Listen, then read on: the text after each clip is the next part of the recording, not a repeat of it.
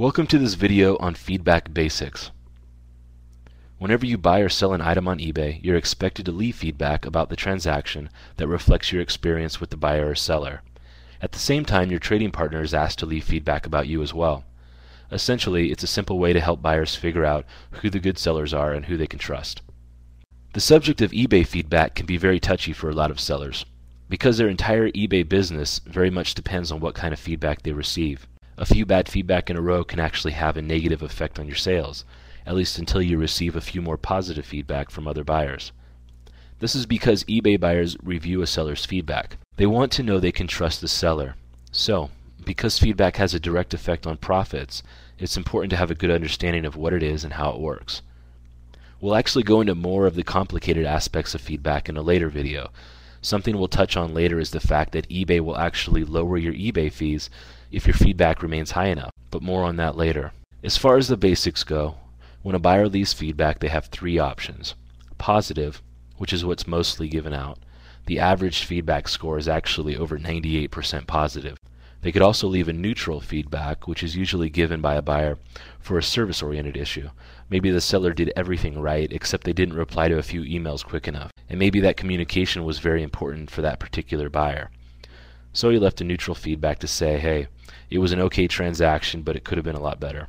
A neutral feedback can almost always be avoided by providing basic customer service. Lastly, a buyer has the option to leave negative feedback. The dreaded negative feedback is supposed to be left only after the buyer has contacted the seller about any issue to try to work it out, whatever the problem might be.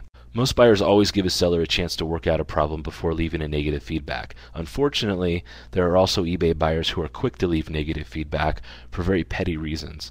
As a seller, it's in your best interest to make every single transaction a positive one and pay attention to those details. The feedback page that we've been looking at is for a particular seller that has a 99.6% positive feedback score. In fact, over the last month, they've received 273 positive feedbacks and only 3 negatives. That's not too bad, but it could definitely be better. As we look at the seller's feedback ratings over the last month, we can see that they're not quite the same in comparison to their feedback ratings over the last 12 months. To receive 3 negative feedback in the last 30 days in comparison to 13 over the last year, it looks like they've probably had a few tough transactions over the last month, but overall they've been doing quite well. We'll scroll down the page here a bit and we can see some sample feedback from other buyers. In general, they're all very positive, but we do see a couple neutral feedback scores here on this particular page.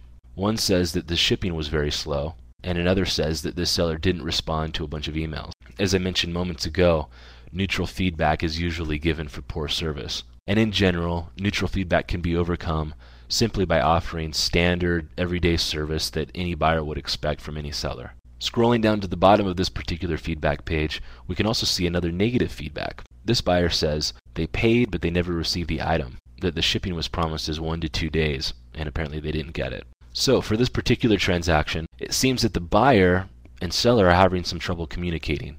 For whatever reason, the buyer thinks that the item was never even shipped. The seller actually took a moment here to reply to this feedback, which you can do once, and they noted that the item was shipped and a tracking number was emailed to the customer. This goes to show you that email can be a bit of an issue when you're selling on eBay, or anywhere on the internet for that matter, especially since it's really the only way that you can keep in contact with your customers. So it's worth mentioning here that if at any time a buyer doesn't seem to be getting your emails, you need to be proactive in contacting them. Either continue emailing them or give them a quick call. A recent major change to eBay is that sellers can only leave positive feedback for buyers. They cannot leave neutral or negative. It's up to you to realize common problems and handle them quickly so that a buyer does not leave a quick neutral or negative feedback. If you receive odd emails from a buyer, as I mentioned a moment ago, that seem to show that they aren't receiving your replies, give them a quick phone call. Be proactive. If you email a customer with a tracking number for their shipment, then they're kept in the loop and they realize you've done your job and shipped it when you've promised to. Whether or not the post office or UPS causes a shipping delay or not, at least they know that you've done what you're supposed to do. You should also know that each buyer can rate a seller on specifics of the transaction by selecting anywhere from 1 to 5 gold stars. The majority of buyers will actually leave 5 stars, but if you do happen to average anything below a 4.1 for one of these specific criteria, eBay will take notice and your business could be in trouble. By putting our cursor over the stars, we can see that for item as described, this seller averages 4.9 stars.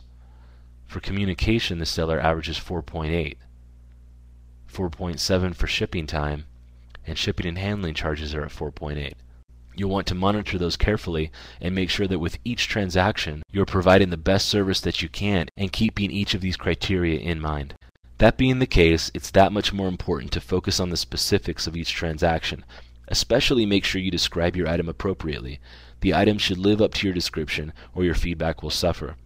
Any problems or issues should all be described and photographed when possible. Make sure you email buyers after the purchase. Answer any questions as fast as possible too. And especially focus a lot of your effort on shipping each order as fast as possible, usually within 1 or 2 days, and do not overcharge on shipping. Your goal with each transaction is to earn a positive feedback and 5 stars in each category from each buyer. It may sound difficult, but with a little focus and a streamlined business process, and using many of the tools you'll learn about later in the course, you'll naturally earn great feedback and scores. We'll discuss additional details of feedback later in the course, but as mentioned earlier, a streak of low feedback scores can get you suspended from eBay, while a track record of positive feedback and praise from your customers can get you everything from increased business and customer loyalty to discounts on eBay fees and better placement for your listings and search results, all of which result in more sales. It is also important that you build your feedback score before listing items to sell. You need to have a positive history on eBay, even if it's only for a few transactions, before you begin to try to convince other eBay members to trust you and buy from you. To begin building your feedback, we'll be making a few purchases a bit later.